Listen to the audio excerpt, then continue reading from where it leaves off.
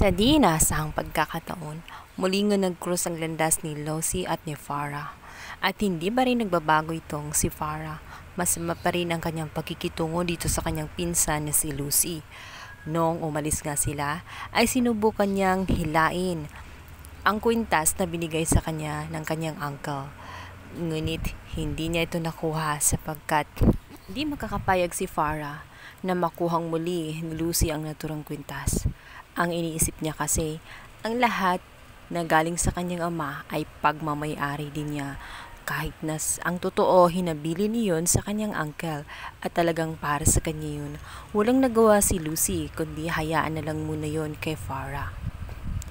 Isang di inaasang pagkakataon naman nung nakatulog na nga itong si Lucy.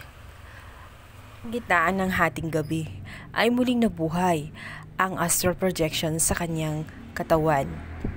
Hindi niya kailanman ginamit ang kakayahang iyon sapagkat pakiramdam niya ay kapahamakan lang ang dulot nito.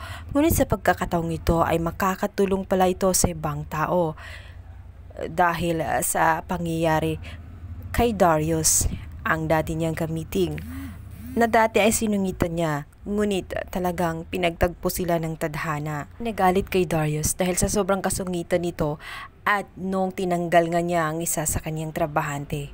Nainis ito sa kanya dahil nang malaman niya na meron pala itong tiwali na ginawa at mayroong korupsyong nangyayari sa site na hindi niya nalalaman.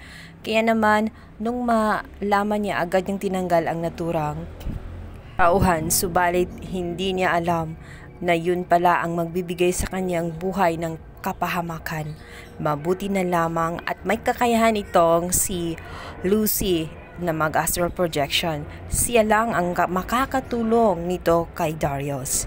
Sinubukan ni Lucy na sabihin ang pangyayaring yun na nakita niya itong si Darius sa kanyang panaginip. Ngunit ang kapulisan at ang inanga ni Darius ay hindi naniniwala sa kanya at pinagtatawanan lamang siya.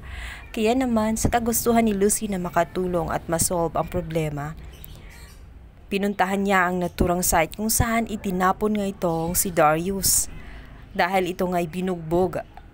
Nakabahan nga itong si Lucy sa kanyang gagawin dahil napakatahimik ng lugar at walang katao-tao.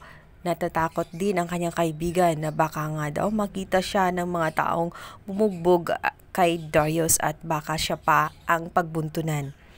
Ngunit malakas ang loob ni Lucy at nais niyang makatulong.